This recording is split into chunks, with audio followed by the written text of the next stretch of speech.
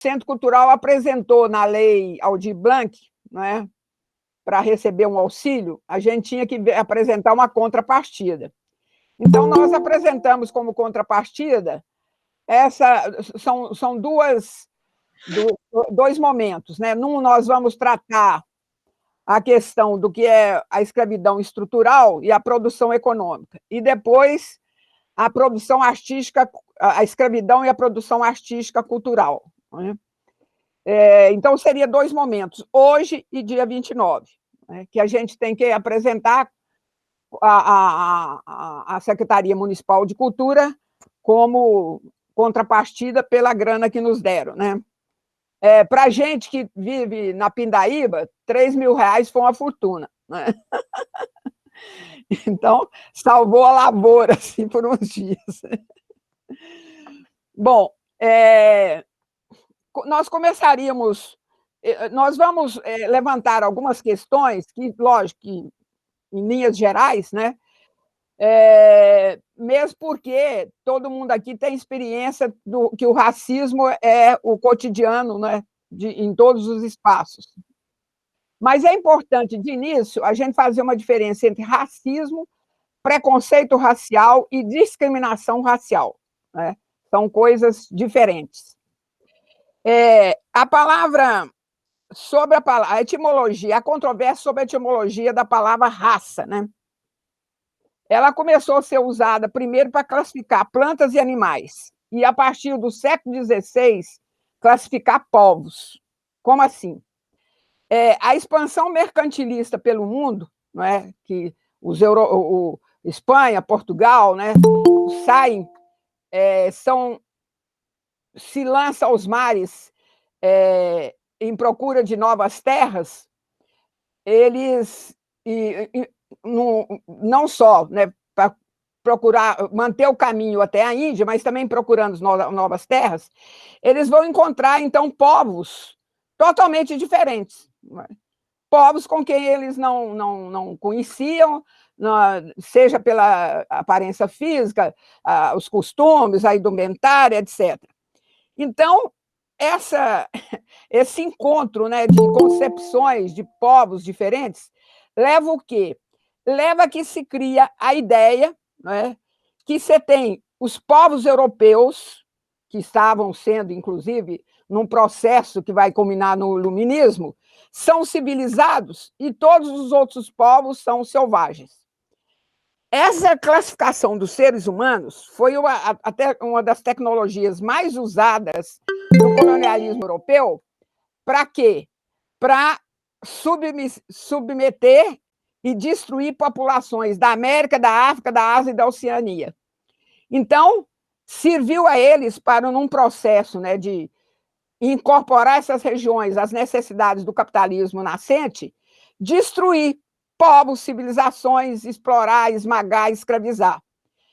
Essa ideia, né, que eles eram superiores, os europeus, aos demais povos que encontraram, é encontrada até em escritos do filósofo Hegel, que chegou a dizer que os africanos seriam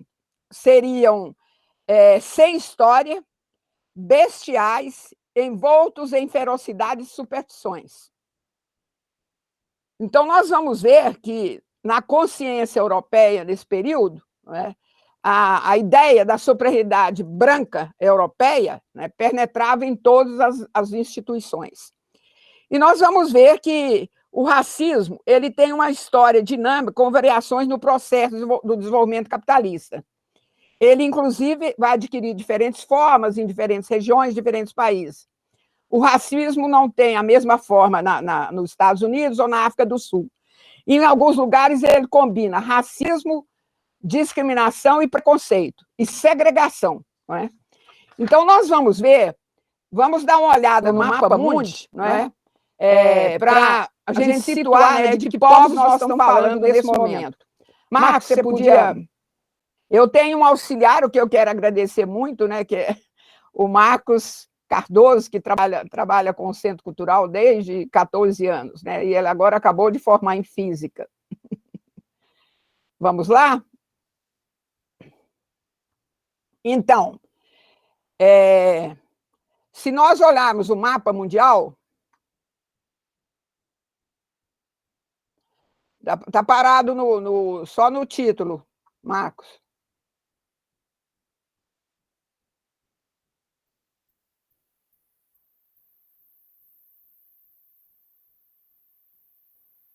Tá parado no título, Marcos.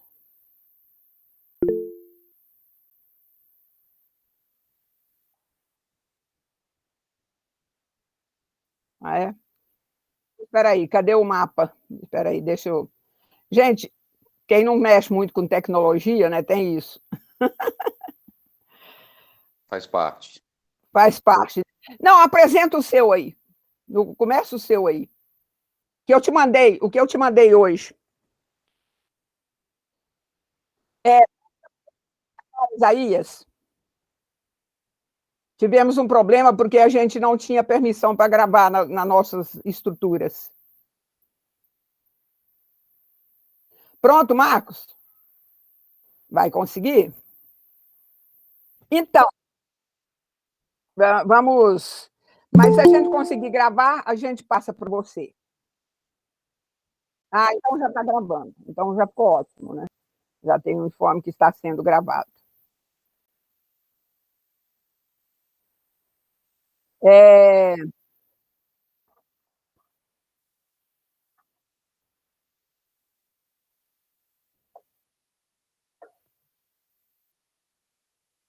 No próximo, a gente. O mundo da tecnologia nos assusta.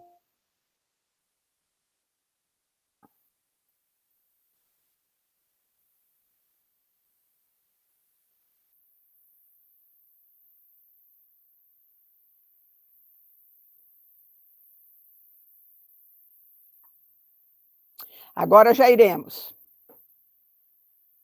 Pode passar. Então, se nós olharmos o mapa mundi, vamos falar aqui de uma relação entre três regiões, né? Você tem a África, você tem a América e você tem a Europa. Então, são essas regiões, né, que nós vamos ver os povos europeus, né, nesse momento nós vamos tratar, constrói uma estrutura que vai gerar, né, essa concepção e essa forma do racismo chamado estrutural. Seguimos? Então, como eu disse, há uma diferença entre racismo, preconceito racial, né, e discriminação racial. Então, aqui, o racismo é uma forma sistemática de discriminação que tem a raça como fundamento e que se manifesta por meio de práticas conscientes ou inconscientes, que culminam em desvantagem ou privilégio para indivíduos e depender do grupo ao qual pertence. Então, a grande característica do racismo é que ele explicita privilégios de uma raça em relação à outra. Então, você tem claramente, historicamente, a raça considerada branca, né, a raça branca, ela tem privilégios, e nós vamos ver isso no Brasil, né, privilégios chocantes, abissais em relação à raça negra, que é considerada inferior. Né? Então, vamos lá, o próximo slide, fazendo favor. O preconceito racial é o juízo baseado em estereótipos acerca de indivíduos que pertencem a um determinado grupo racializado e que pode ou não resultar em práticas discriminatórias. Por exemplo, considerar os negros violentos, os judeus avarentos, os árabes terroristas. O que mais? Aí tem dezenas, né, que a gente pode ver, né? Os nordestinos, né?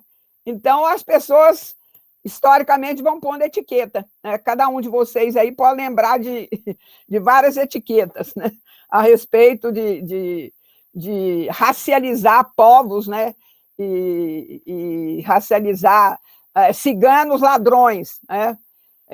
Então, é uma forma, né, de você estabelecer estereótipos e marcar aquela pessoa, ou aquele povo, ou aquele grupo, com aquele estereótipo, né?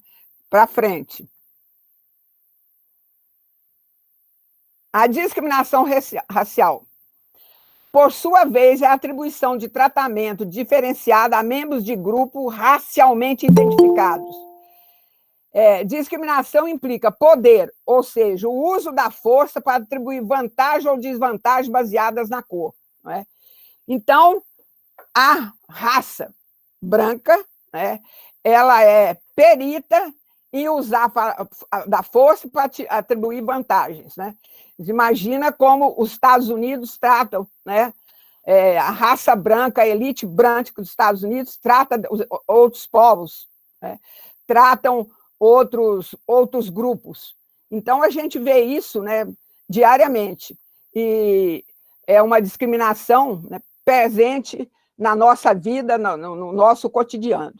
Então, se a gente pensa nessa perspectiva, vamos um pouco para frente, quando é que começa, não é?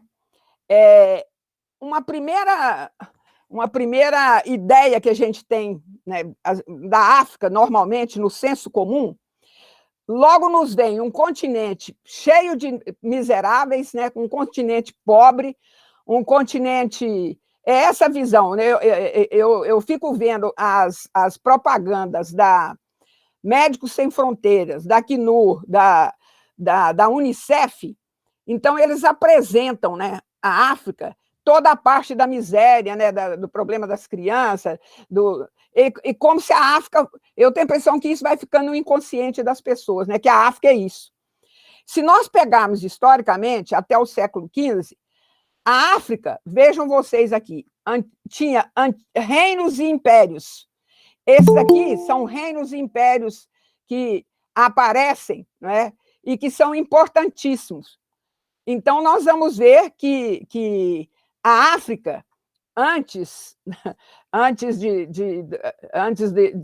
aportarem, né, os europeus aportarem lá para escravizar, né, grande parte da população africana, é um continente rico, um continente variado, e que tinha, né, toda uma forma de viver, de costumes, de cultura bastante rica e bastante importante, depois nós vamos ver, para o mundo todo. Né? Para frente, fazendo favor. Então, aqui aparece a África até o século XV. Então, aparecem expressões de algumas formas, né, de se viver nesses reinos. Então, vejam que eram reinos, né, poderosos, a gente vê, né, da forma de vestir, do que estão mostrando, né, das festas que estão organizando. Segue, fazendo favor? Vejo aqui também, não é? Então, diferentes grupos, diferentes povos, habitantes da África, com suas diferentes riquezas. Não é? Então, raramente se tem, né, essa visão do que era a África para frente, antes de chegarem lá os europeus. Não é? Aqui a gente vê que... E é demais, além de toda essa riqueza, a África é um continente extremamente rico em minerais. Tudo isso aqui, ó, são riquezas. Cada região, né, é rica, tanto que já depois, né, no século XIX, novamente, né, os europeus vão desabar na África para se apropriar de todas as suas riquezas. Né? Então, é um continente riquíssimo na diversidade cultural, em minerais, riquíssimo em diversidade vegetal, animal, bacias hidrográficas. Então, um continente extremamente rico. Não é? E esse continente extremamente rico, ele tinha sua elite dominante, não é? Tinha sua elite dominante, e essa elite dominante, com essa elite dominante que os portugueses e os espanhóis vão começar a se articular visando o processo de escravidão. Para frente, fazendo favor. Ô, Marcos. Bom, como vai ocorrer essa... Como é que vai se estabelecer o que hoje nós temos no Brasil, que é o racismo estrutural, não é? Ele tem uma história. Quando os europeus, né, Portugal e Espanha, se lançam aos mares à procura de novas terras, e eles chegam ao Brasil, e já há 521 anos, no dia 22 de abril, né? Então, há 521 anos, no dia 22 de abril, os portugueses estavam aportando aqui no Brasil, estavam invadindo, né, as terras brasileiras. Ora, as 13 naus que chegaram aqui, eles vão encontrar uma terra habitada, né, por povos totalmente diferentes dos portugueses, seja física, seja culturalmente, né? Mas os portugueses, eles tinham um objetivo claro, não é? Eles, por um lado, eles tinham na cabeça, né, que eles eram superiores a esses povos selvagens que eles estavam encontrando, e do outro lado, eles queriam explorar a terra. Então, o primeiro olhar deles é como nós vamos explorar essa terra. Então, logo viram que tinha uma madeira, que era o pau-brasil, que era uma possibilidade de exploração, não é? Mas essa expansão mercantilista pelo mundo é uma expansão que vai envolver vários povos, né? Vários países. Então, Espanha, Portugal, França, Inglaterra, Holanda, todo mundo queria se enriquecer em alguma região que não fosse só a Europa. E a ideia mercantilista que devia se acumular riqueza em ouro. Quando Portugal percebeu, né, que poderia perder as terras por causa, né, dos interesses dos outros grupos, ele tratou de montar a colonização da terra, né? Então, vamos colonizar essa terra.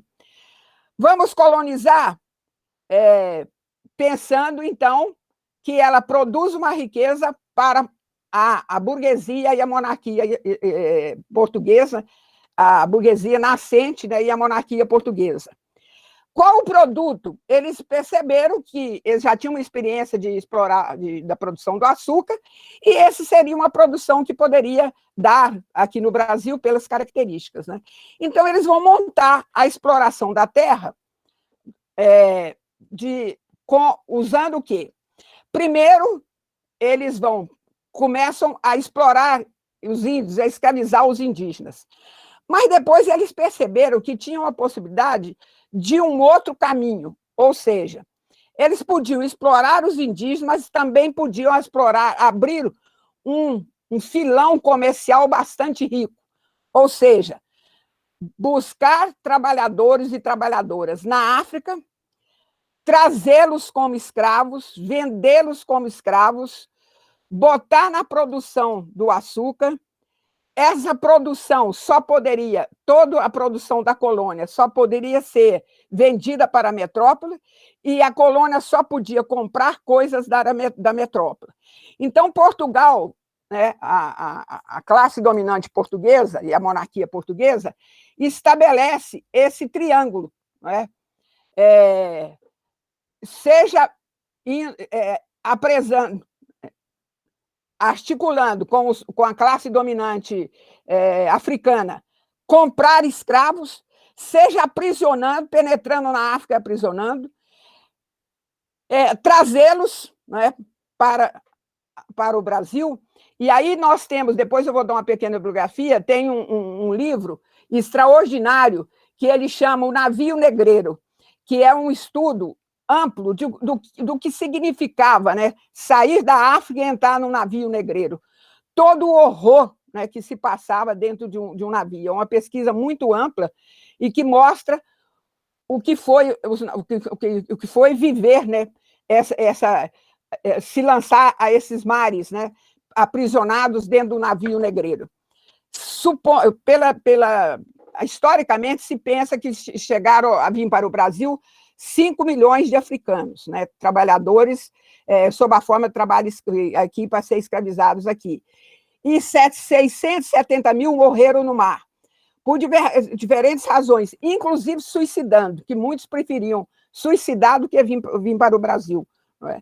Então, nós vamos ver que a sociedade, que vai, né, ser a sociedade brasileira, ela começa, né, a se estruturar, com a exploração do trabalho escravo, né, de tudo que significava, né, nós temos aí, né, a Casa Grande, a senzala, os trabalhadores, né, escravizados, eles tinham pouca possibilidade, alguns eles deixavam até produzir alguma coisa para subsistência, tinha poucos homens livres, principalmente produzindo para a manutenção, né, da subsistência, já que a maioria, toda a produção açucareira era praticamente exportada para a metrópole, né? Então, nós vamos ver que aqui nós já temos uma sociedade em que a parte branca da sociedade explora no limite a parte negra da sociedade, sob a forma do trabalho escravo. Todas as instituições que vão sendo criadas nesse momento, seja as instituições religiosas, seja de aplicar a justiça, seja para manutenção da ordem, seja para manter as relações com a metrópole, todas essas instituições, elas já são instituições racistas, porque são instituições para manter, né, a estrutura da sociedade como ela está funcionando. Bom, então nós vamos ver que aqui nós temos já os trabalhadores e trabalhadoras africanos escravizados do Brasil produzindo toda a riqueza econômica do Brasil. Toda ela. Imagina que, enquanto estão produzindo açúcar, também já estão construindo, né, capelas, cadeia, os vários prédios, né, que precisava administração, já estão abrindo estradas, abrindo ruas. Então, nós vamos ver que todo esse processo é realizado através do trabalho escravo.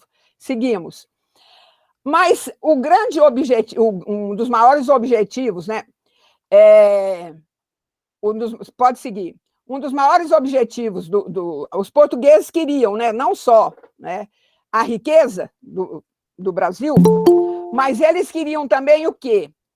No imaginário, né, da época e na doutrina mercantilista, né, doutrina econômica mercantilista, o objetivo principal de todos aqueles que estavam, né, se lançando aos mares para conquistar novas terras, seria conseguir ouro. E se tinha notícia que os espanhóis, né, na América, no que depois seria a América, né, espanhola, estavam conseguindo descobrindo ouro, né, do que depois o Peru, né, o México e todos aqueles países. E os portugueses, então, começaram com essa preocupação, né? Até que descobrem, já no século XVIII, né, descobrem minas de ouro e diamante. Então, a economia açucareira, por causa da disputa, né, entre os vários produtores de açúcar, estava em decadência, então eles se lançam para a economia mineratória. Então, nós vamos ver que a economia mineratória do Brasil, ela vai ser, ela vai permitir, ela foi feita de duas formas, né? O trabalho em aluvião, né, que é praticamente a bateia, né, e também nas rochas. Mas imagino que era naquele período, né, trabalhar essas rochas sem nenhuma tecnologia para dela extrair o ouro e descobrir o ouro. E aí nós vamos ver a riqueza do Brasil que foi também para Portugal. O padre Luiz Palacim, que foi um professor da Universidade Federal de Goiás, ele calcula que aqui em Goiás, num período de 100 anos, se chegou a produzir 100 mil arrobas de ouro, não é? Quilos de ouro, 100 mil quilogramas. A coroa ficava com 1/5, não é? E ele supõe que, porque são cálculos difíceis de fazer, porque tinha muito contrabando, né, de formas de pesar difícil, etc. E para a Minas Gerais, calcula-se que teria sido 600 mil, não é? Quilogramas de ouro. Então, nós vamos ver que, novamente, nós temos o trabalho escravo na economia açucareira, produzindo toda a riqueza que vai permitir, inclusive, o desenvolvimento capitalista na Europa. Principalmente, a riqueza do Brasil vai enriquecer a Inglaterra. Por quê? porque Portugal se manteve agrícola, explorando as suas colônias, e comprava produtos manufaturados da Inglaterra. Então, a Inglaterra se desenvolve, né? Inclusive um dos países que o capitalismo vai se desenvolver de forma mais dinâmica. Portugal continua agrícola, as suas colônias agrícolas. Então, nós vamos ver que estamos novamente, né, com esses trabalhadores escravizados, produzindo toda a riqueza do Brasil. Passa para frente, fazendo favor. Depois, a economia mineratória, né? Imagina o que foi a economia mineratória, penetrar pelos sertões, vir para Goiás, né? Matar os índios, ir para o Mato Grosso. Então, você tem, inclusive, a extensão, né? A ampliação do tratado da linha imaginária de Tordesilhas. A economia cafeeira, né? Ao mesmo tempo, né, que a economia mineratória foi se esgotando, um novo produto começou a ser importante a nível mundial, o café. Então, foi se montar, né, aí no Vale do Paraíba, toda a produção cafeeira. Passa para fazer favor? Então, a gente vai ver que aqui no Vale, por aqui, se estendeu toda a produção cafeeira nesse período. Né? Tentemos imaginar o que foi, né, até por ver depois como a elite cafeeira vai dominar, inclusive politicamente, o Brasil. Né? E a gente vai ver que é sob o trabalho escravo, né, que toda essa riqueza é produzida, acelera a acumulação de capital, permite, né, o desenvolvimento do capitalismo e, na medida que o capitalismo foi se desenvolvendo, na Europa, foi avançando o trabalho assalariado e acabando a servidão. Então, o trabalho servil. E na América, continuava o trabalho escravo. Então, há uma contradição entre as necessidades do sistema capitalista, né, de ter amplos mercados para seus produtos e um mercado limitado pelo fato de ser um mercado que a força de trabalho é escrava. Né? Então, a própria Inglaterra começa a pressionar para se abolir a escravidão. E nós vamos ver, né, que a classe dominante brasileira, né, escravista, né, praticamente o Brasil vai ser o último país a libertar a escravidão. Né? Mas aí é interessante já observar o seguinte: como a pressão da Inglaterra era muito forte, a classe dominante brasileira já se preparou. Em 1850, ela votou uma lei de terras. O que significou? Enquanto o trabalho era escravo, a terra podia ser livre, porque os escravos não iam ocupar terra nenhuma mesmo. Né? Hora que se pensava libertar o escravo, a terra tinha que ser o escravo, né? O trabalhador seria livre, a terra tinha que ser escravizada.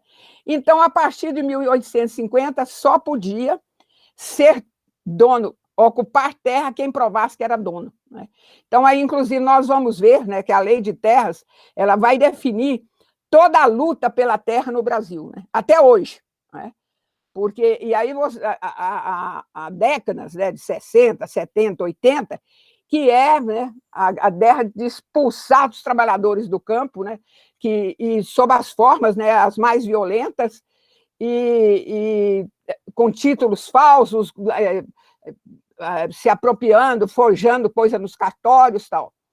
Então, a gente vê que no Brasil, né, desde o seu nascedouro, você tem uma elite branca, escravista, que se julga com direito a ter privilégios de toda a ordem, e tiveram esses privilégios, que tratavam, né, a força de trabalho escrava como se não fosse nem pessoa, né? Porque, inclusive, quando morria, dizia assim: estou deixando como herança, na mesma linha, tantos cavalos, tantos bois e tantos escravos. Então, nem pessoa era considerada. Quando se abole a escravidão, nós temos uma massa de ex-escravos julgados da sua própria sorte, né? sem acesso à terra, sem acesso à saúde, sem acesso à educação, sem acesso ao transporte, sem nenhum dos direitos que podem definir, né, uma pessoa. E essa concepção, ela permanece, né, na nossa... permanece percorrendo toda a nossa sociedade. Então, se nós formos ver, o racismo, ele é um racismo, ele percorre todas as relações sociais no Brasil. Ele percorre todas as relações humanas no Brasil. Ele percorre todas as relações culturais, todas as relações religiosas. E todas as instituições foram estruturadas e montadas para manter essa estrutura, né, racista. Então, nós vamos ver como ela se expressa ainda hoje, né? Então, o racismo, ele não é uma questão pessoal, não é um problema de pessoa, né? Não é um problema de maldade, disso ou daquilo. O racismo é a forma histórica em que se estruturou a sociedade brasileira. Então, todas as nossas instituições são racistas. Isso quer dizer que todas as nossas instituições, nós temos brancos que controlam, brancos e brancas que controlam a instituição, e tem um conjunto de privilégios, tem um conjunto de vantagens, e que elas vão se reproduzindo, né? Então, por exemplo, peguemos algumas... Passe, por favor, Marcos. Peguemos... Pode passar. O outro. Peguemos, não é, números da desigualdade racial no Brasil. Só que essa desigualdade, né, ela é vista pela nossa elite dominante branca como a forma natural de ser da sociedade, né? E se os negros e negras não conseguem ultrapassar, né, essas diferenças, é porque por falta de esforço, e aí a gente tem todo o discurso, né, do esforço, da meritocracia, o discurso que todo mundo aí conhece, né? Então, nós vamos ver que o Brasil é estruturado, a estrutura essencial do Brasil é o racismo. Se nós pegarmos, por exemplo, vamos pegar as instituições, universidades federais, pela primeira vez tem um reitor negro, que é da Unipampa, no Rio Grande do Sul. Não é? Depois de quantos anos que nós temos universidades no Brasil, né, nós temos um negro reitor. Se pegarmos o Supremo Tribunal Federal, teve um ministro negro, né? Agora não sabemos quando vai ter outro. Se pegarmos as instituições dos 343 bispos do Brasil, somente 11 são negros. Aí a gente pode pegar cada instituição, qualquer uma delas, né? Todas elas são penetradas, né? São estruturadas dentro do racismo. Então, o racismo, institucionalmente, ele é o mecanismo de manter a sociedade sob o domínio, né, da elite branca com seus privilégios. Então, a gente pensa assim, ó, a força de trabalho no Brasil pela cor, né? Então, a gente vai ver sempre a força de trabalho, né? O Brasil tem 51%, quase 52%, a força de trabalho é negra, né? Mas nós vamos ver que, se pegarmos toda a linha do desemprego, e agora a pandemia aumentou, né? Nós vamos ver que 70% dos empregados no Brasil são negros. Se pegarmos homicídio, hoje eu estava lendo, né, deu um dado assim, que 78% das pessoas que foram assassinadas no Brasil, né, nesse ano, o ano passado, negros. Se nós pegarmos, né, passa fazendo favor, Marcos? Se nós pensar, e aí, no Brasil tem um duplo recorte. Você tem um recorte de raça e você tem um recorte de gênero. Qualquer estatística que você pegar, qualquer estatística que você pegar, vai te mostrar o seguinte. Vamos supor, nós fizemos uma pesquisa em Salvador. Em primeiro lugar, o salário do homem branco. Segundo lugar, salário da mulher branca. Terceiro lugar, salário do homem negro. Quarto lugar, salário da mulher negra. Qualquer estatística que você pegar no Brasil, a estrutura é essa. Qualquer. Homem branco, mulher branca, ou homem negro, mulher negra. Impostos. Até quando você pega quem paga mais imposto no Brasil, o recorte é o mesmo. Qualquer uma que você tiver, o recorte é o mesmo. Então, aí vem, né? Eu acho extraordinário isso, né? De você imaginar que foram os trabalhadores africanos escravizados que criaram toda a riqueza econômica do Brasil, toda. E da próxima vez nós vamos ver que praticamente toda a riqueza artística e cultural do Brasil. Depois nós vamos ver por quê, né? E, no entanto, estão em todos são inferiorizados em todos os setores, né? De qualquer setor que nós pegarmos, né? Eles estão excluídos, né? Marginalizados, estigmatizados, sofrendo preconceitos de toda a ordem, né? Então, depois a gente pode ver que qualquer conquista que qualquer trabalhadora negra teve no Brasil e o conjunto, não é? Foi graças a muitas lutas, que começa já começa na produção açucareira, né, que daí já começa os quilombos, e aí a gente pode percorrer toda a história de luta, né, para se afirmarem enquanto pessoas sujeitos de direitos, né? Por exemplo, depois de muita luta, se conseguiu colocar a história da África no currículo, né? Mas é muito pouco desenvolvido, né? Não se criou toda a estrutura para que as escolas possam ter a história da África. Depois de muita luta, né, se conseguiu considerar o racismo crime, né? Mas todo dia você vê preconceito racial, discriminação racial, expressões de racismo e os processos não andam.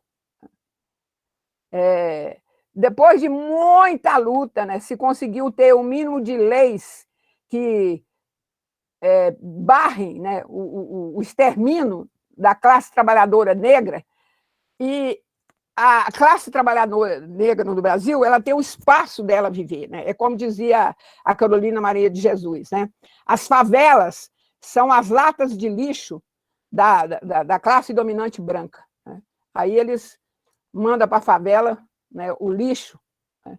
E procura esse lixo, né, que são os trabalhadores e trabalhadoras negras que vivem nas periferias, sempre que precisam, né, de uma força de trabalho, e sempre nos trabalhos menos qualificados, né? E essa visão ela se manifesta, às vezes, né? Eu me lembro que um dia a Roda Viva levou a criadora daquele Umbank, que faz, né, é um banco mesmo, né, que faz, eles não cobram taxas, etc. Aí eles perguntaram se eles tinham pessoas negras em cargos de direção. Ela falou, não, porque a nossa seleção os nossos critérios de seleção são muito exigentes. Ela falou com a maior naturalidade. Né? Aí depois, né, imagina que choveu de crítica, né? Aí ela foi depois se explicar na televisão, né, e nas redes sociais, que eles iam até estabelecer um programa, né, para qualificar os negros, né, e negras, né, para eles poderem ocupar cargos de direção no banco, né? Quer dizer, a coisa é tão enraizada, né, que a pessoa fala assim com a maior naturalidade, né? Não, a gente exige muita qualificação, então não é para negro e negra, não. Então, em geral, gente, eram as pistas que eu queria dar para a gente, né, conversar, e cada um tem mais. É importante da África, os trabalhadores, né, que vieram da África para o Brasil foram principalmente duas regiões, né, de Moçambique, Congo e Angola, vieram os bantus, né, e que é um grupo étnico da região centro-sul e nordeste da África. E também vieram para o Brasil oriundos da Nigéria, Guiné e Costa do Ouro, mas que eram sudaneses, né? E esses, apesar de virem da África, né, eram grupos etnicamente totalmente diferentes uns dos outros, né? Desde fisionomia, costumes e tal. Então, você imagina o que significou, né, vir para outra região, outros costumes, e grupos, né, de regiões diferentes, mas que fizeram, né, tiveram que se adaptar e entrosar entre si, né, aqui no Brasil. Né? Então, eram mais ou menos questões que eu queria levantar, né, para a gente começar um papo, né? Eu falei mais ou menos uma meia hora, foi, né? Falei demais.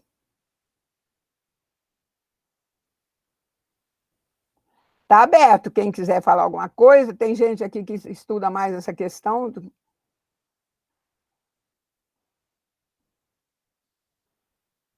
Oi, Ana, interessante a sua fala inicial, né? Tem uma coisa que eu vejo muito aqui, como que essa coisa ela se materializa, né? Aqui na minha região tem uma concentração muito grande de pessoas que vêm do Tocantins, do Maranhão e do Pará, né? E você tem nichos específicos de bares, né? De restaurantes que só atendem essas pessoas, né? E que essas pessoas só vão lá, né? Que é aquilo que a gente coloca aqui mais ou menos como as pessoas caracterizam aqui como o submundo na noite do Jardim América, né? E é interessante que, para esse pessoal que é do Pará e do Maranhão, a forma como eles são tratados, né? Assim, esses caras são covardes, esses caras são. Você tem que tomar cuidado com eles, porque só anda com faca. Claro, os caras só vão andar com faca. Se eles tivessem dinheiro, eles iam andar com arma, iam andar com carro, iam andar com outras coisas. Mas com o poder social e o poder aquisitivo que eles têm, o que eles têm de recurso para se defender daquilo que é a maldade, né? Que está ao redor é isso, né? Mas a gente vê isso de forma muito prática, né? E assim, é uma coisa que a gente, que é um trabalho que eu tenho, sempre tive, né? De fazer essa desconstrução, né?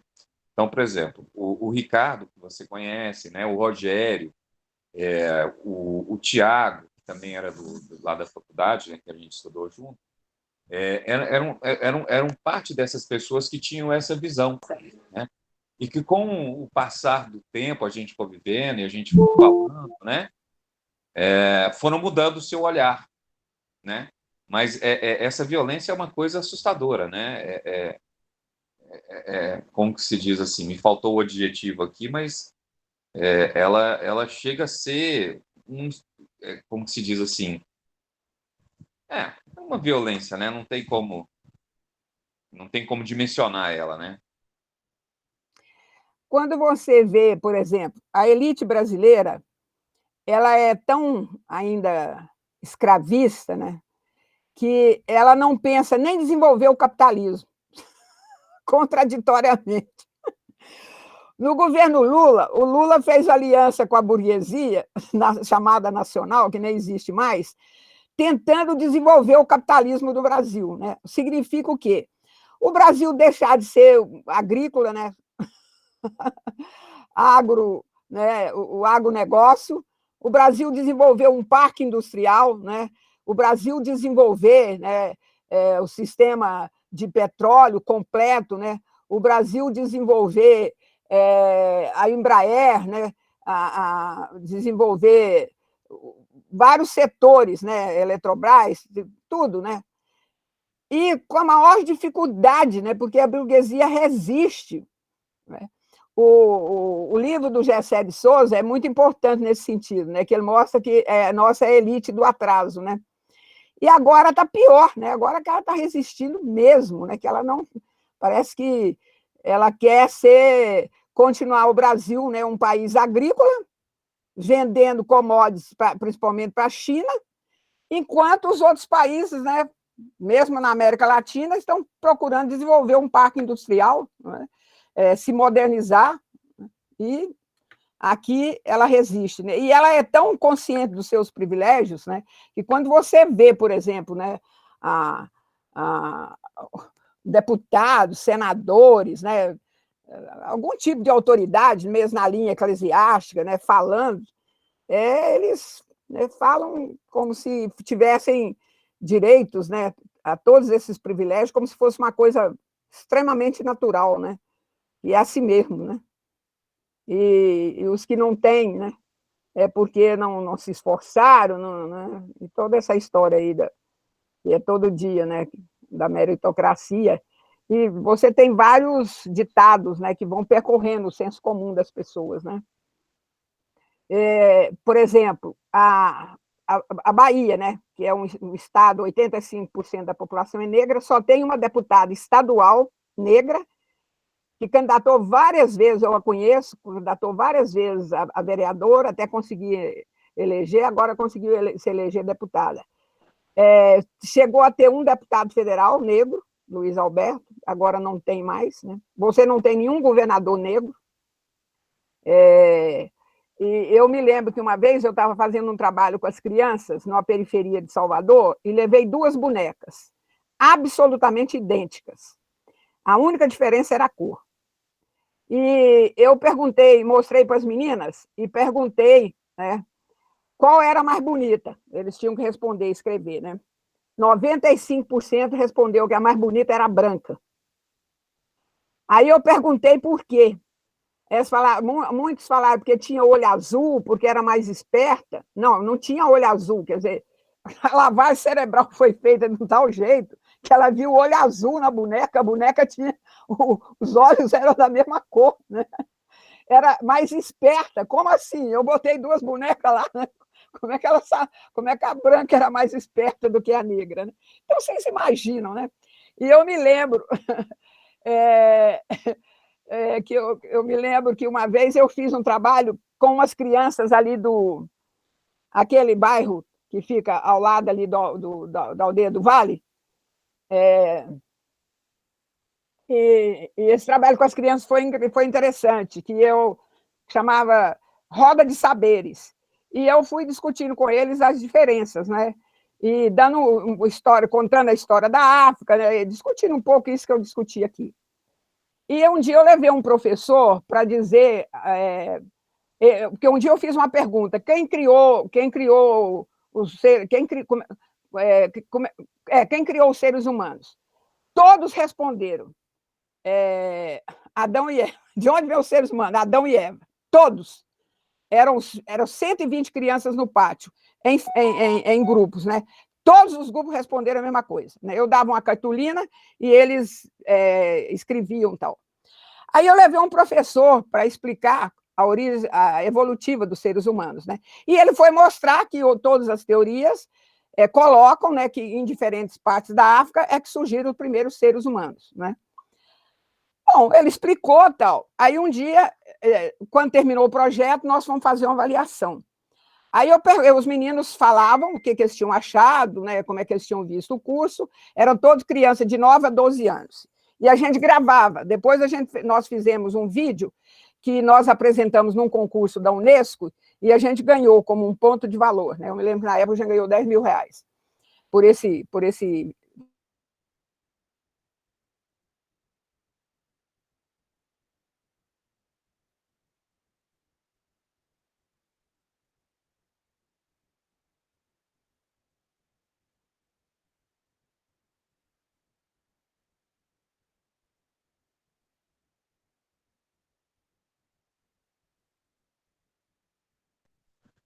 Eu acredito que a Ana tenha se desconectado, caiu, mas ela deve estar voltando, gente. É exatamente isso. Já o Marcos acabou de avisar aqui. Alguns minutos ela retorna.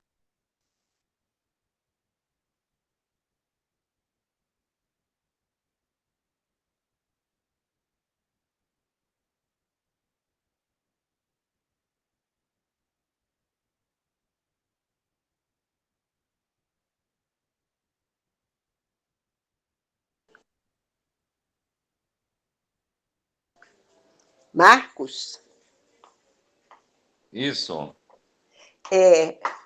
A Ana conseguiu quantos participantes desse momento? Olha, eu estou vendo aqui, nós tínhamos 29 pessoas até o momento que ela caiu, né? Sei. Neste momento, nós estamos aí com 26 pessoas. Boa Sim. noite, Valderito. Olha, muito bom, viu? Eu estou muito feliz de poder compartilhar desse momento. Eu acho que a pandemia está nos desafiando e porque historicamente eu acho que nós perdemos o contato com a população. Para nós que temos a consciência da troca de saberes e experiências no sentido da construção de uma nova sociedade, eu acho que esse instrumento é fantástico, não é? Sim, não há dúvidas.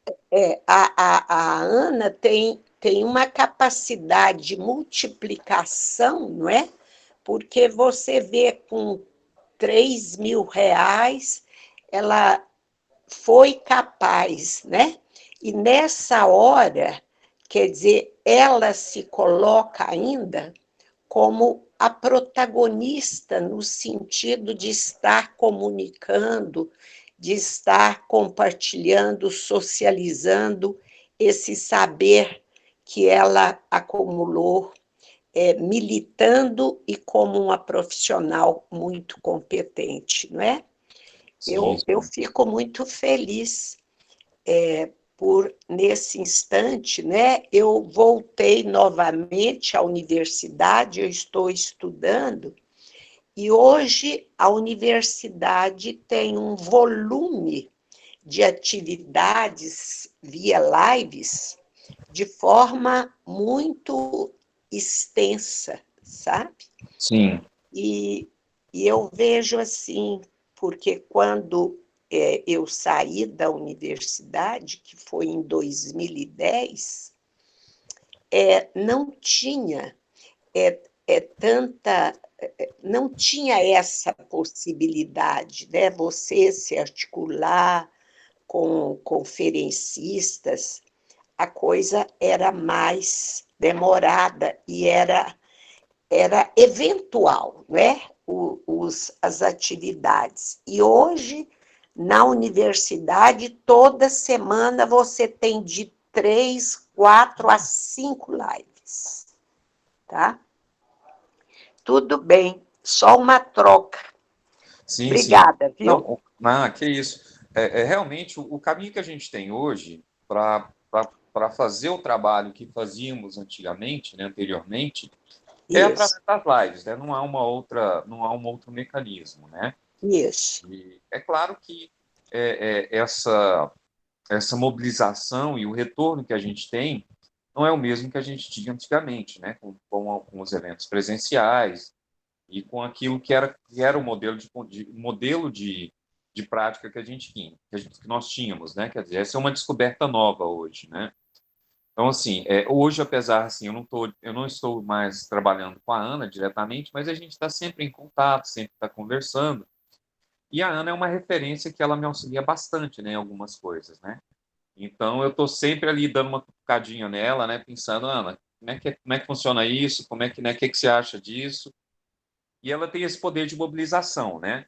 Essa é uma característica que a Ana carrega com ela, que são duas coisas, né? São duas características: esse conhecimento, esse saber, como você disse, né? E essa capacidade de mobilização, né? Em tempo curto, por exemplo. Ela me falou isso, ela me falou do evento hoje mais cedo, e aí eu conversando com eu perguntei, Ana, como é que é? Eu posso sociabilizar isso aqui? Tem algumas pessoas que eu gostaria de convidar. Ela falou, pode e deve. Quer dizer, das pessoas que eu sociabilizei, eu consegui uma pessoa, mas ela, em 2 dias, ela conseguiu um número de. Não, quer dizer, chegamos a ter 32 pessoas. Eu estava vendo aqui em determinado Consegui momento. voltar. Seja bem-vinda. Então, aí o professor explicou a evolução, né? Aí terminou a explicação. Eu estava andando assim, veio uma menina, me chamou, devia ter uns 10 anos, você falou: ah, você sabe que eu sempre chorei, eu não queria ser, não quero ser, nunca quis ser negra, sempre sofri muito. Hoje que eu descobri, eu sou africana, tenho que ter orgulho da África, e lá surgiram os seres humanos. Então, os primeiros seres humanos eram negros. Então, esses brancos é que tem que se explicar como é que eles ficaram brancos. Muito bom. Menina, quem tem que se explicar por que ficou branco? Aí ela era filha de um capoeirista, sabe? Aí o pai dela depois me procurou e falou: olha, a menina mudou a cabeça, que eu nem acredito que é minha filha, sabe? O tanto que ela mudou a cabeça, o tanto que ela passou a assumir a negritude, sabe? O tanto que ela deixou de sofrer. E aí ele até me falou que o dia que tinha roda de saberes, ele tinha que dar um jeito de levá-la, sabe? Porque ela não admitia, sabe? Tinha que ir para a aula, né? Que ela se achava assim, participando de uma roda de saberes, de gente tão sábia. Então, são experiências interessantes, né, das crianças, né, desde muito cedo, né. Um dia, numa outra sala, eu estava dizendo, né, que a pessoa, isso, né, que a pessoa, a maioria das vezes, não queria, né, por tudo que sofre, né, de preconceito, discriminação, não quer ser negra, né. Então, tinha uma menininha no colo da mãe, que devia ter uns 5 anos. Aí a mãe dela depois me contou que ela perguntou assim: para que você foi falar para ela que eu não quero ser negra? A mãe dela falou: eu não falei nada, não. Ela deduziu que a mãe tinha falado para mim que ela não queria ser negra. Então, a gente, como eu trabalho, né, na periferia da cidade, é interessante a experiência, né, de ver porque lá está, né, está a massa negra, né? Há 2 anos, eu gosto de contar esses casos, que eles expressam o que vai na nossa cabeça e que a gente nem percebe, né? O ano passado, depois de batalhar com o Edvard, eu consegui que eles fizessem o Espaço das Profissões lá na região noroeste, né? Aí eles foram lá, os professores foram lá antes para ver como é que era, né, os coordenadores do coisa. A maioria nunca tinha ido à periferia, né? Então eu fui mostrar, né, as praças que eles podiam escolher e tal. Aí eu fiquei cá com meus botões. Eles vão escolher a praça que tem um posto policial na frente. É uma praça ótima, grande e tal, né? Não deu outra. Escolheram a praça que tinha um posto policial. Aí montaram, né? Subestimaram, né? Subestimaram, não. É a cabeça racista nossa, da instituição. Levaram 2 tendas só, sabe, sei lá, de 20 metros cada uma, né? Uniram as 2 tendas e enfiaram 18 cursos lá. Nenhum curso nobre apareceu. Nada de medicina, odontologia, direito, que são considerados cursos nobres, né? Só os cursos para o povão mesmo, né? Aí chega, eu comecei a rir, sabe? De repente, nós fizemos um trabalho nas escolas, de repente aparece, e a gente ia dar, eles iam analisar e depois escrever, e ia ter até nota, sabe, para você estimular. Aparecer 300 meninos de uma vez para entrar naqueles 2 pavilhões com 18 cursos, sabe? Quase saindo derrubando os professores. O Edvard é muito vivo, né? Ele estava chegando assim, ele chegou e falou assim para mim: nossa, Ana, mas que erro nosso, hein? Eu falei: pois é. Bom, e era para ir até às 21 horas, sabe? Quando foi às 6h30, eu vi, muitos cursos fechando as maletas e indo embora. Quando foi às 19h30, mas baixou uns 6 carros de polícia, sabe? E eu fui lá feito uma fera. Eu falei: mas que desgraça é essa? O que você... Fui lá falar: comandante, você podia me explicar para que esse tanto de carro de polícia aqui? Não, porque solicitaram. Aí, o medo do pessoal. A primeira vez que nós fomos, eu entrei em contato com os meninos, eles faziam um trabalho na periferia que chamava Quinta é Nossa, que era o movimento hip hop. Depois a polícia um dia baixou lá, mandou todo mundo deitar e fez aquela coisa que eles fazem, né? Aí os meninos desistiram. Quando eu comecei a trabalhar lá, eles me falaram que tinha. Eu falei, vocês querem voltar? Eu falei, queremos. Eu falei, então não é a polícia que vai definir, não. Nós vamos voltar e eu vou lá conversar com o comandante. Aí lá fui lá conversar com o comandante. Falou, os meninados vão voltar para a praça? Ele falou, o que é que só quer que eu faça? Eu quero que a polícia não vá lá, não passa nem por lá. Aí ele falou, ai, e se tiver problema? Eu falei, a gente cria o problema, já resolve o problema, não quer a polícia lá, não. E ele respeitou, sabe? A polícia, uma vez ou outra, passava assim, mas nem parava, tá? Nem parava, nunca foi lá, sabe? E ficamos lá 1 ano e meio, depois os meninos uns casaram, outros tomaram rumo, né? Aí acabou. Mas foi legal, sabe? Porque o comandante... Aí um outro dia, outras histórias, né? Que explicam, né, como é que funciona. A gente tinha uma ocupação da praça lá, com um movimento chamado Norocity, que é batalha de rap. Aí eu não fui no dia, e fui para a casa de uma amiga, desliguei o celular e tal. 10 horas eu liguei, tinha um recado da 7h30, Ana, pelo amor de Deus, venha, que a polícia baixou aqui, estava colejando todo mundo. Tinha 250 meninos e 120 meninas, estava colejando todo mundo. Aí eu marchei para lá, né? Mas é longe, eu estava aqui no setor sul, até chegar lá 40 minutos. Cheguei lá, a polícia já tinha ido embora. Aí disse que a polícia falou que ia levar o som. Eu falei, não leva não, que é do Centro Cultural Eldorado dos Carajás, aquele povo é muito bravo, viu? Aí disse que a polícia largou o som, né? Que a gente guardava numa casa lá, sabe? No outro dia eu liguei para o comandante, para saber que negócio era aquele, sabe? Aí ele falou, olha, eu vou falar para a senhora, diz para os meninos não fumar, nós temos vigilante lá, o povo denuncia, eles estão fumando. Fala para eles fumar antes de ir para lá. Não tem um monte de rua assim, lateral? Ele vai lá na rua, fuma e volta para a praça, não fuma na praça. Eu falei, pô, comandante legal, né? Bom, aí... Então, é a visão que nós temos, né? Ela vai extrapolando de tudo quanto é jeito, né? Alguém pediu para falar, vamos lá? Que bom. Quem é que falou assim, eu quero falar? Posso falar? Professora Ana Lúcia, sou eu. Ah, vai lá, fala. Eu estou falando de Belém do Pará.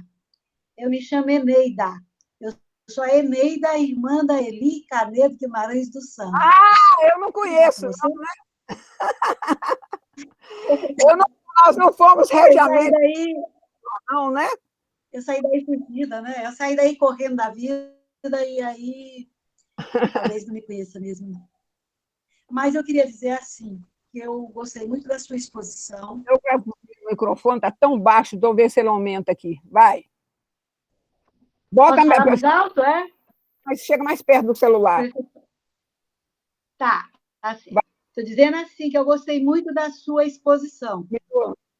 E acho que atividades desse tipo, elas são muito importantes para que a gente fique mais antenado ao que está acontecendo no nosso país. Porque o que você trata é uma questão que vem desde a formação da estrutura do nosso país, né? Aqui no Brasil, quando os primeiros habitantes, os habitantes originais, os donos dessa terra, né? Aqui habitavam só eles, e eles tinham relações de produção, de cooperação. Eles não conheciam a exploração, né? Eles não conheciam essa questão de classes sociais, nem do Estado, um Estado que oprime e que, na verdade, procura proteger uma outra classe, né? Somente lá pelo século XVI, como você colocou, e por conta da resistência dos indígenas, porque procuraram fazer com que eles fossem a força de trabalho. Tanto é que nós temos aí histórias como que a Confederação dos Tamoios, revoltas do Juricaba, né? A Juricaba gritou, essa terra tem dono, né? Mas exatamente por conta das necessidades externas, inicia esse processo de exploração das nossas riquezas, e as riquezas, mesmo que tenha todos os modos os meios de produção, precisa da força humana, Então, por isso, começaram a trazer o povo da África e aqui para ser escravizado, né?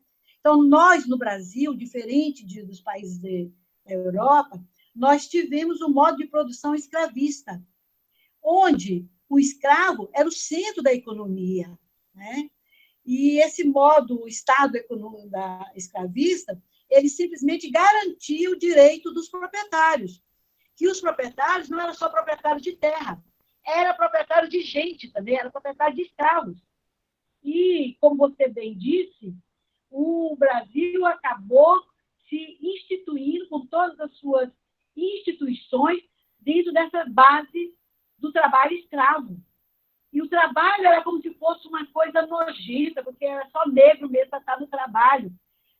Mesmo quando o Dom João VI veio para cá, demorou décadas para que pudesse começar a ter algumas melhorias, a própria questão de saneamento. E os escravos, naquele período todo, que encarregava o cocô dos grandes que vieram de fora, eram os escravos, para jogar nas baías, né? Então, eram só trabalhos humilhantes para toda essa turma. Então, quando você falou essa questão do racismo, o racismo é estrutural. Então, há necessidade mesmo de uma grande... tem acontecido, né? São as lutas, né, que têm acontecido, e acho muito importante você fazer essa rodada com pessoas para ouvir essa sua fala, e quem sabe a gente vai cada vez mais juntando mais pessoas com essa atitude de melhorar o Brasil. Muito obrigada, Eli, minha irmã, que me convidou para estar aqui presente, e obrigada por você me ouvir. Tá bom? Todos também. Boa noite. Então, a gente foi educado, esses dias eu peguei, estava preparando, aí estava assim, contribuição negra para a cultura brasileira. Eu achei tão bonitinho, sabe? Contribuiu com as festas, com o carnaval, com... Aí foram citando, né? Com as comidas, para as brincadeiras, né? Como a contribuição? Construiu toda a riqueza, aí vem dizer... E ficou totalmente invisível, né? Na próxima, que é quinta-feira, que são 2 dias, eu vou mostrar toda a contribuição artística cultural, que o povo nem pensa, né? Eu vou mostrar aqui, inclusive, como é que eu ando. Como é que, por exemplo,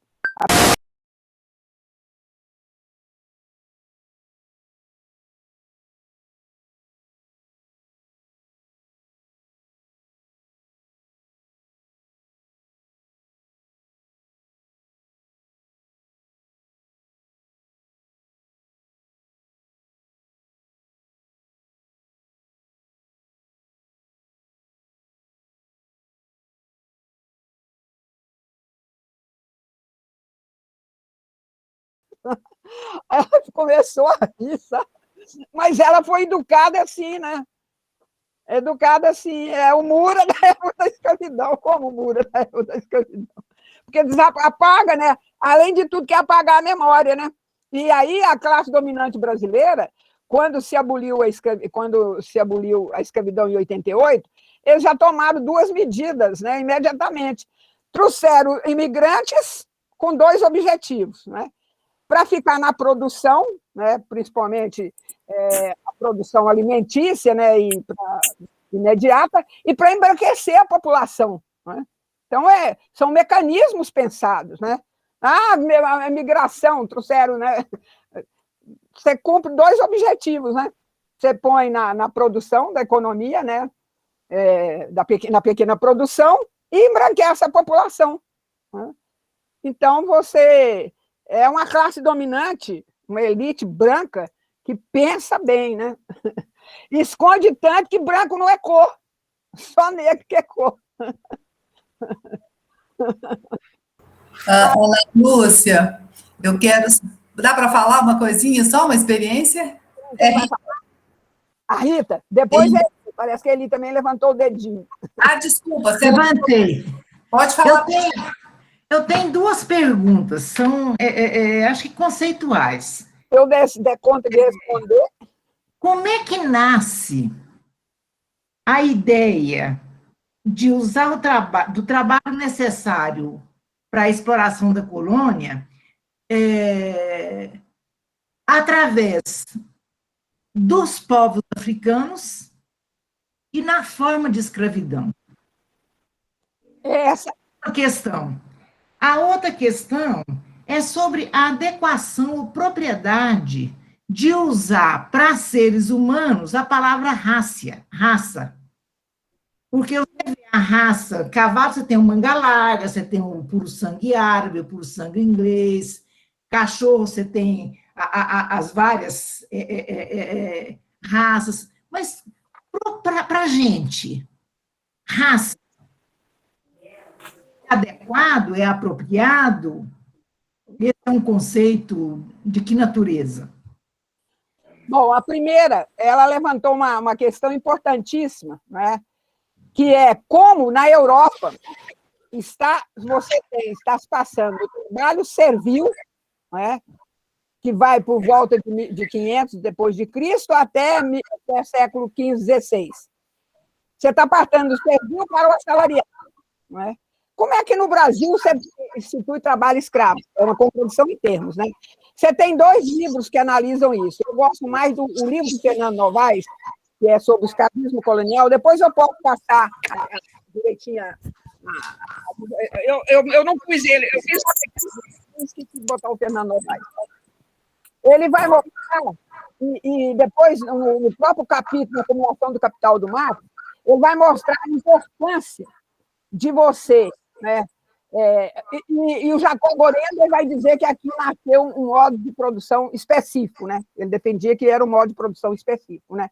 Já o Fernando Novaes, não, ele acha que você utilizar o trabalho aqui por mais um dos mecanismos para acelerar a acumulação capitalista, sabe? Então, ele apresenta essa que é uma aparente contradição. Então, você usa o trabalho assalariado, mas, ao mesmo tempo, você usa o trabalho escravo, que vão contribuir para acelerar o desenvolvimento capitalista na Europa. Tanto que ele mostra que, quando acelerou, né, o próprio trabalho escravo, que, no momento, dialeticamente, ajudou a avançar, né, e o capitalismo se desenvolver, ele começa a ser entrave, porque você tinha uma massa imensa, né, com pouca produtividade em relação às tecnologias que já nasciam, né, e que não era consumidora. Então, o capitalismo, que no primeiro momento ajudou a desenvolver, agora começa a entravar. Por isso, o interesse da Inglaterra de libertar os escravos, né?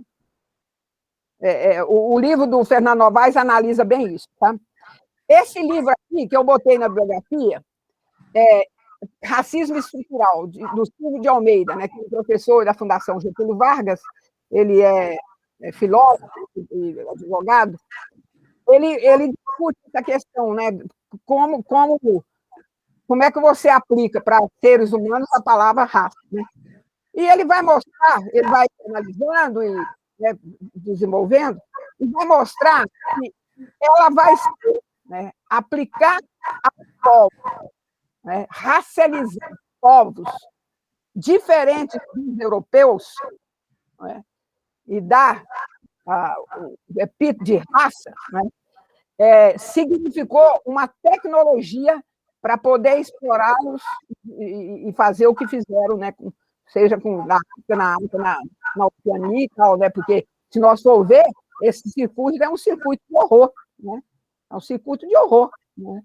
Então, é interessante esse livro, e a primeira parte ele discute por que essa pergunta que você fez, né? Por que vão colocar, né, racializar, né? E algo ainda considerado como inferior. Ele dá outros exemplos. Eu peguei do Hegel, que é mais, né, chama mais atenção, né? Mas vai nascer todo um conjunto de teorias para provar, né, que os europeus, que esses outros povos eram inferiores, né? E eram, inclusive, e essa ideia vai se desenvolver muito dentro do iluminismo, né? Que eram povos que não conheciam a liberdade, a igualdade, né? E que viviam um outro universo, né? Não eram desenvolvidos como os europeus eram desenvolvidos, né? Então, é interessante esse livro, tá bom? Pois é, porque quando eu vi as ilustrações que você mostrou da África na ocasião, eram sociedades muito ricas, então você tinha uma classe dominante que ostentava riqueza. E ostentava. Inclusive na indumentária,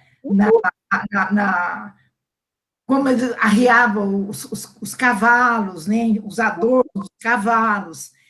Esse povo que era comercializado, eles ocupavam que lugar na estrutura daquela sociedade? Eram trabalhadores, né? Você tinha essa classe dominante. Mas na forma escrava? Né? Mas na forma escrava? Já se conhecia escravidão, né? Em toda ali a base do Mediterrâneo. Muitas vezes, ele, por exemplo, essa própria elite dominante, ela escravizava, mas não explorava. Nas guerras, como existiam muitas guerras entre os vários grupos, né? Aí eles levavam como escravo. Mas eles levavam como escravo e ficavam naquela sociedade. Mas eles não exploravam, né? Não era uma forma de aumentar a riqueza deles, né? Se escravizava por dívidas, então muitos foram vendidos porque estavam devendo, né? Ou porque era esse tipo de escravo que foi pego, né? E outros, simplesmente, os europeus entraram e saíram dizimando as tribos, pegando, né? E o Negreiro mostra assim, o horror que foi, né? E tem o livro também do Laurentino Gomes, que saiu o primeiro volume, né, Escravidão, que também dá muito bem, né? Porque ele percorreu todos os países que forneceram força de trabalho escrava para o Brasil, né? Parece que quem queria perguntar, Rita. Sim, na verdade não é perguntar, não. Você está contando as experiências, eu vou relatar a minha experiência. Porque eu sou de família negra, né? Sou de família negra e tal. E a gente tem sempre a impressão, a gente é criado assim, não é tido, você é criado para não ter direito a nada. É essa a ideia que é passada.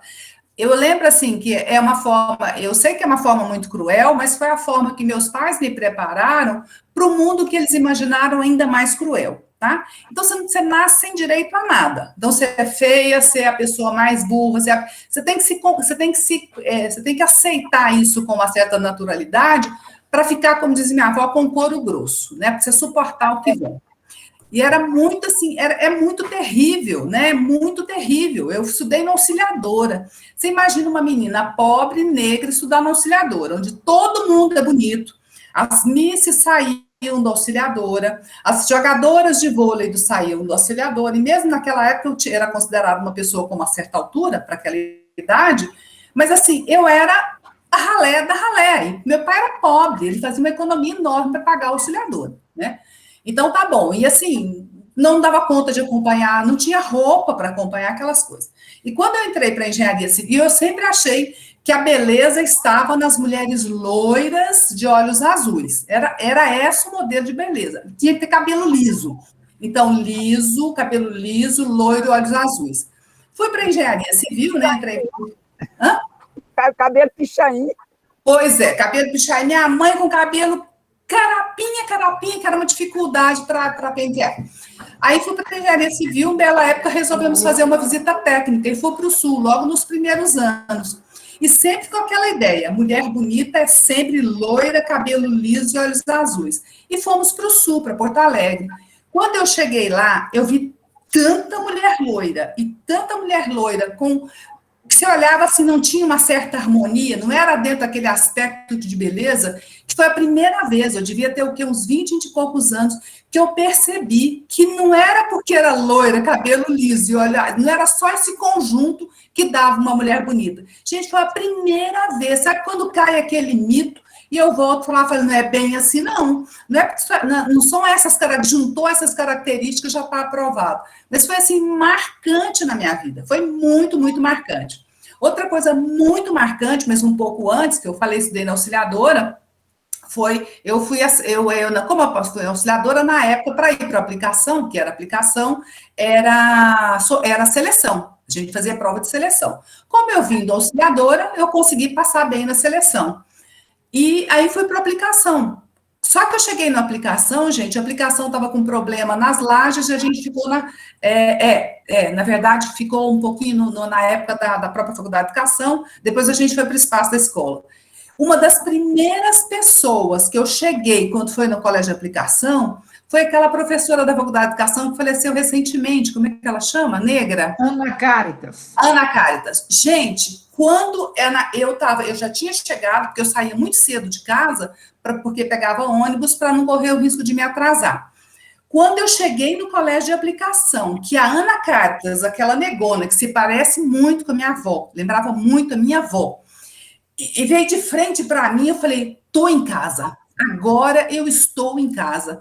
Porque era a primeira vez que eu vi uma mulher negra parecida com meus parentes, assim, estudando na escola, porque eu só olhava, era tudo diferente, né? E ser educada, assim, tem que aceitar, é assim que é, e a minha avó falava sempre, eu sei onde é o meu lugar. E o lugar da minha avó era sempre a cozinha, nunca era a sala. Então, assim, não te é dado esse direito, é educado para ser assim, como uma forma de sofrer menos.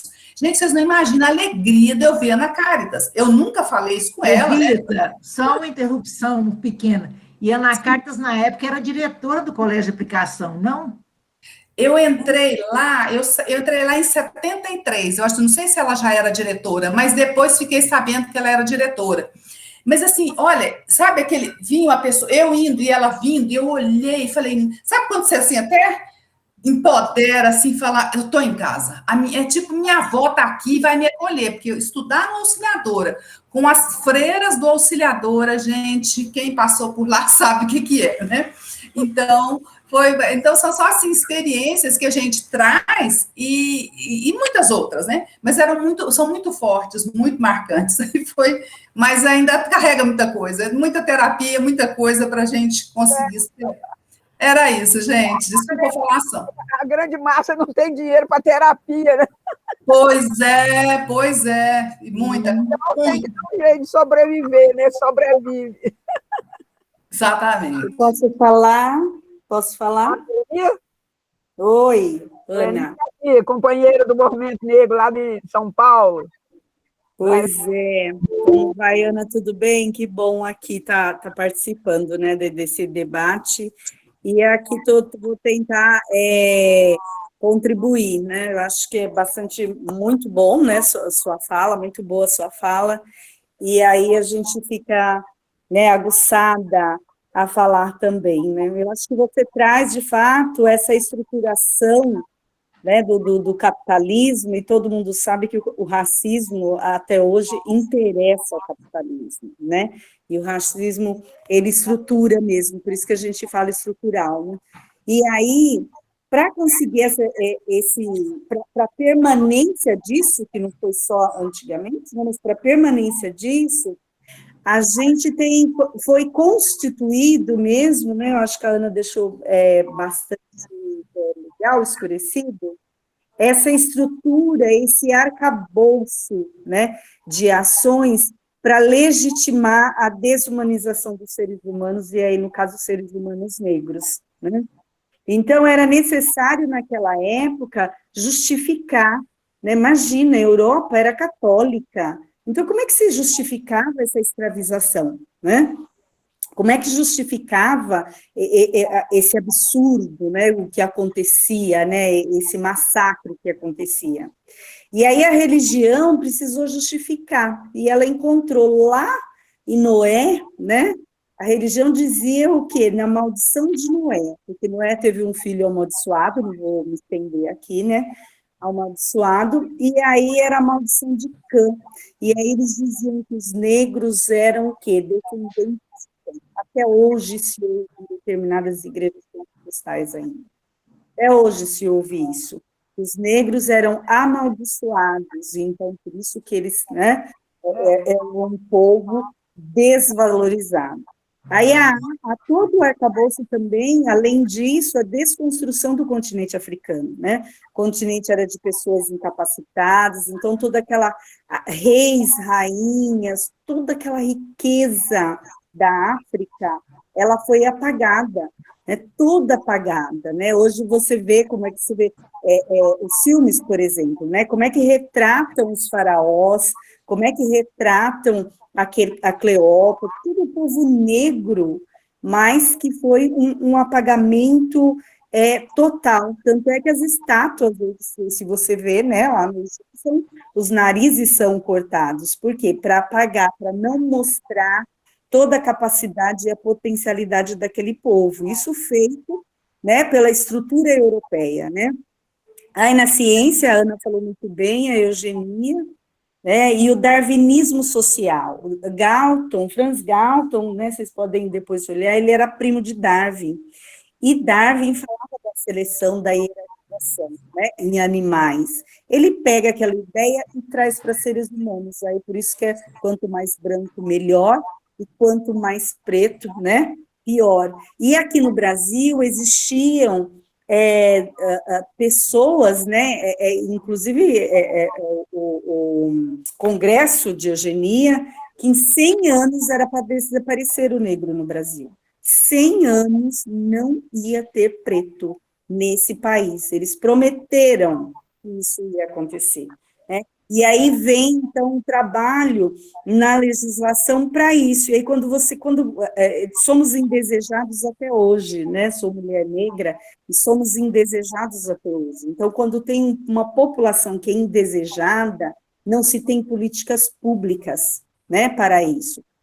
E aí, onde tem política pública? Política pública, por exemplo, a gente encontramos na questão da imigração, né, de brancos, vamos trazer pessoas brancas para o Brasil, e essas pessoas brancas, elas vêm com todos os direitos, elas vêm, é lógico que a propaganda sempre prometeu mais, mas essa população branca, europeia, que não podia vir outra população, não podia vir negro, né, branca, europeia, veio com inúmeros privilégios, né, com capacidade de terra. Aí a Ana falou da lei de terra, o negro não podia comprar terra no Brasil, mas os brancos que vieram, tiveram empréstimos, tiveram terra, tiveram ferramenta, então, quer dizer, é uma política para destruir uma população e outra política para construir, né, para contribuir com essa nova população. Então, assim, é um aparato de legislação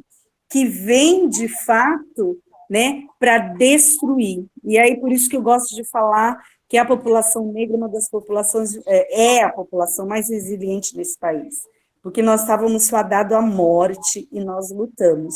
Fomos para o morro, a gente foi, né, não tínhamos emprego. Aqui, se você for estudar o sindicalismo, você vai ser só histórias de branco, né, porque o emprego era negado para o negro. Então, quer dizer, um arcabouço de coisas, uma estrutura voltada mesmo para a destruição. Escola, a Constituição de 1824, proíbe o negro de estudar, seja ele liberto ou não.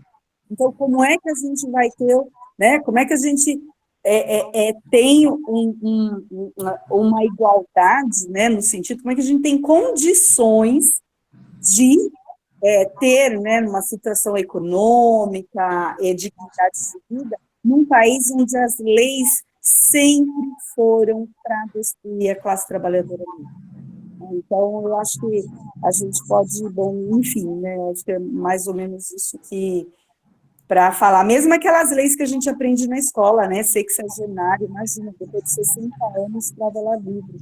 Como é que pode? Né? Primeiro, o escravo nem sobrevivia tanto. E os que sobreviviam já eram idosos e, de repente, não tinham nada.